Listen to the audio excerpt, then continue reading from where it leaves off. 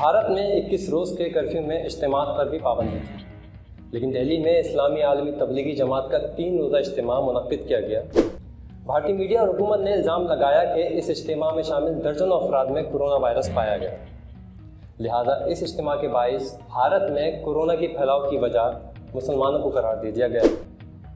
भारतीय मीडिया की मुसलमानों से नफरत इस कदर बढ़ गई कि भारतीय मीडिया ने अंदर का गुब्बार निकालने के लिए तबलीगी जमात पर अल-कायदा से ताल्लुक का इल्ज़ाम ही लगा दिया। क्या आप जानते हैं कि तबलीगी जमात का धर्म के प्रचार प्रसार वाला चेहरा दिखावटी है? दिल्ली के निजामुद्दीन में तबलीगी जमात का असली कनेक्शन आतंक से है।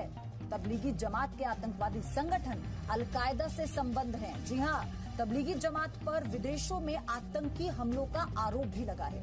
तबलीगी जमात का चेहरा बेनकाब करने वाली ये एक्सक्लूसिव रिपोर्ट आपको जरूर देखनी चाहिए।